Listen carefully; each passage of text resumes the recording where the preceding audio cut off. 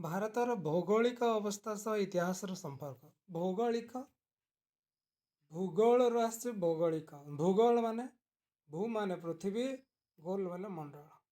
ପୃଥିବୀରେ ଯେଉଁ ବାୟୁମଣ୍ଡଳ ଅଛି, ସ୍ଥଳ ଭାଗ ଅଛି, ଜଳମଣ୍ଡଳ ଅଛି, ଏଇମାନଙ୍କୁ ନେଇକିରି ଯେଉଁ ଅବସ୍ଥା ରହିଲା, ତାହା ଭାରତ ଇତିହାସ ସହିତ କିପରି ସମ୍ପର୍କ ରଖିଅଛି ସେ ବିଷୟରେ ପଢ଼ିବା। ପୃଥିବୀର ଉତ୍ତର ଗୋଲାର୍ଦ୍ଧରେ ଭାରତ ଅବସ୍ଥିତ। ଉତ୍ତର ଗୋଲାର୍ଦ୍ଧ ମାନେ କ'ଣ? ପୃଥିବୀ ଗୋଲ। ପୃଥିବୀ ଗୋଲ ହେଲେ ମଝିରେ ଗୋଟେ ଲାଇନ୍ ଯାଇଥାଏ, ତାକୁ କ'ଣ କୁହାଯାଏ? ବିଷୁବରେଖା। ବିଷୁବରେଖାରୁ ଉପରକୁ ଯାହା ରହିଲା ଏଇଟା ଉତ୍ତର ଗୋଲାର୍ଦ୍ଧ। ବିଷୁବରେଖାର ତଳକୁ ଯାହା ରହିଲା ପିଲାମାନେ କ'ଣ ହେବ? ଦକ୍ଷିଣ ଗୋଲାର୍ଦ୍ଧ। ତ ବିଷୁବରେଖାର ଉପରେ ଅଛି ଭାରତ, ତେଣୁ ଉତ୍ତର ଗୋଲାର୍ଦ୍ଧରେ ଅବସ୍ଥିତ। ଏହା ଏସିଆ ମହାଦେଶର ଦକ୍ଷିଣ ଉପକୂଳରେ ପ୍ରାୟ ମଧ୍ୟଭାଗରେ ଅବସ୍ଥିତ। ଏସିଆ ମହାଦେଶର ଦକ୍ଷିଣରେ। ଏସିଆ ମହାଦେଶ ଦେଖିଛ? ଏସିଆ ମହାଦେଶର ଉତ୍ତରରେ ରହିଛି କି ନା ଦକ୍ଷିଣରେ ଭାରତ ରହିଛି? ଦକ୍ଷିଣରେ। ଭାରତର ଦକ୍ଷିଣ ଭାଗକୁ 3 ଦିଗରୁ ସମୁଦ୍ର ଘେରି ରହିଛି, ତେଣୁ ଏହାକୁ ଉପଦ୍ୱୀପ ବୋଲି କୁହାଯାଏ। ଉପଦ୍ୱୀପ କାହାକୁ କୁହାଯାଏ? ଯେଉଁ ସ୍ଥଳ ଭାଗର 3 ଭାଗରେ ଜଳଭାଗ ଘେରି ରହିଥାଏ ତାହାକୁ ଉପଦ୍ୱୀପ କୁହାଯାଏ। ଯଦି 4 ଭାଗରୁ ଘେରିଦେଲା ତାହାକୁ ଆମେ ଦ୍ୱୀପ କହିବା। ଆଫ୍ରିକା, ଅଷ୍ଟ୍ରେଲିଆ, ୟୁରୋପ ଠାରୁ ଭାରତର ଦୂରତା ପ୍ରାୟ ସମାନ। ମନେ ରଖିବେ, ଆଫ୍ରିକାରୁ ଭାରତକୁ ଯେତିକି ବାଟ, ଅଷ୍ଟ୍ରେଲିଆରୁ ସେତିକି ବାଟ, ୟୁରୋପରୁ ବି ସେତିକି ବାଟ। ଆଫ୍ରିକା, ଅଷ୍ଟ୍ରେଲିଆ, ୟୁରୋପ ଠାରୁ ଭାରତର ଦୂରତା ପ୍ରାୟ ସମାନ।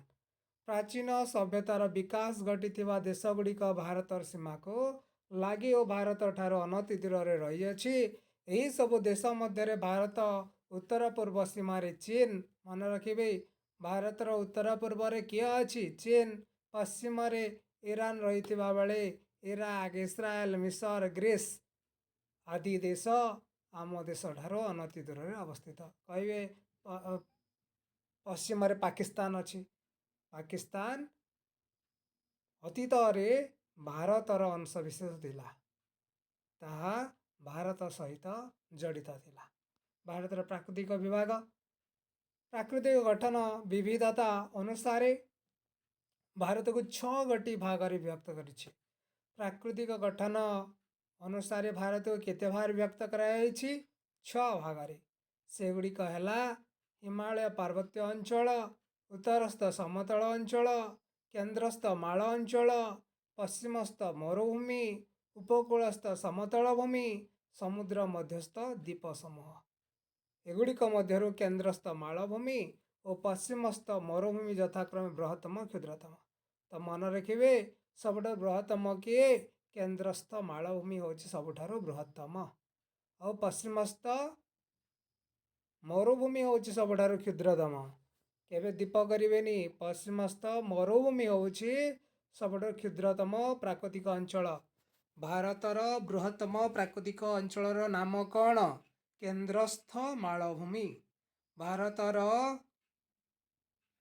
କ୍ଷୁଦ୍ରତମ ପ୍ରାକୃତିକ ଅଞ୍ଚଳର ନାମ କ'ଣ? ପଶ୍ଚିମସ୍ଥ ମରୁଭୂମି। ଏଇଟା ହେଉଛି ଆମ ଭାରତ।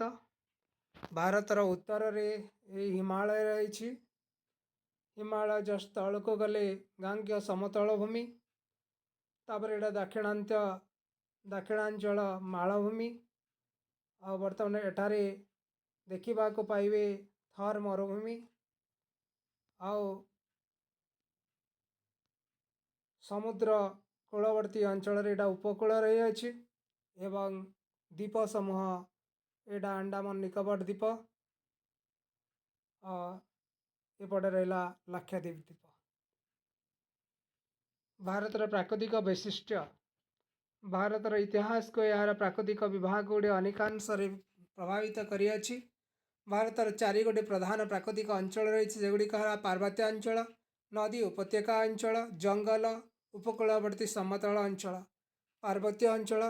ଭାରତର ଉତ୍ତର ସୀମାରେ ଅବସ୍ଥିତ ଅତ୍ୟୁଚ୍ଚ ହିମାଳୟ ପର୍ବତ ଶ୍ରେଣୀ କେନ୍ଦ୍ର ଏସିଆ ଠାରୁ ଭାରତକୁ ପୃଥକ କରୁଅଛି। ଯେଉଁ ପାହାଡ଼ ଅଛି ତାହା ଏସିଆରୁ ଆମ ଭାରତକୁ ଅଲଗା କରୁଛି। ଯଦି ସେଠାରେ ହିମାଳୟ ପାହାଡ଼ ନଥାନ୍ତା, ଏସିଆର ଲୋକମାନେ ଆମ ଭାରତକୁ ଯିବା ଆସିବା କରିପାରନ୍ତେ। हिमालय पर्वतमाला पाददेशीय अंचल उपत्यका अंचल मृत्तिका उर्वर एवं जल संपदरे परिपूर्ण।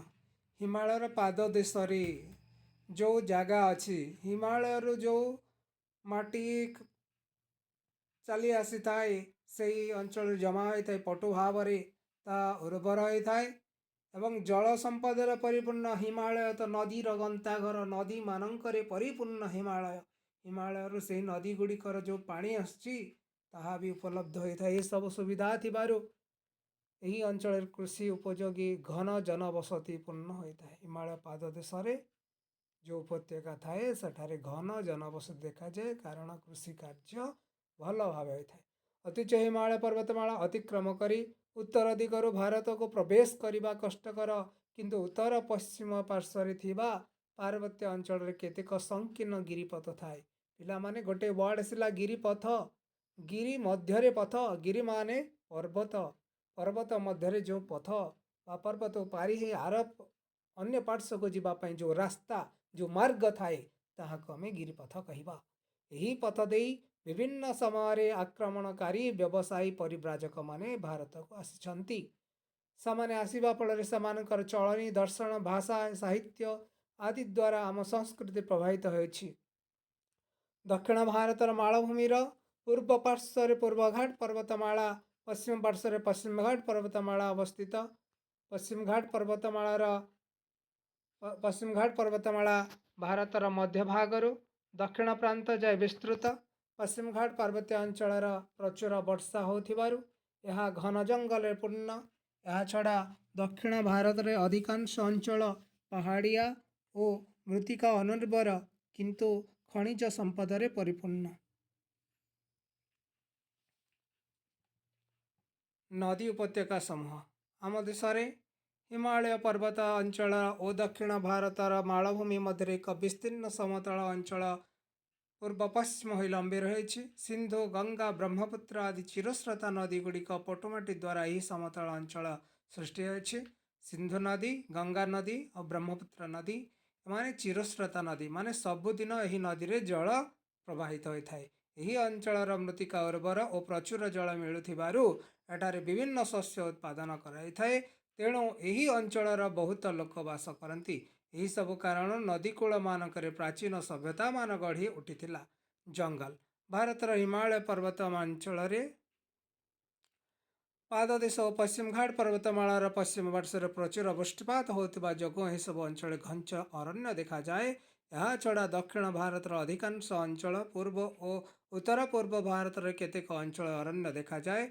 अरण्यजात द्रव्य उपर निर्भर करी एठारे लोक माने वास करती। अरण्यर शांत सुंदर परिवेश सभ्यतार विशेष करी धर्म दर्शन एवं साहित्यर उन्नति करिबारे साहाय्य करिथाए।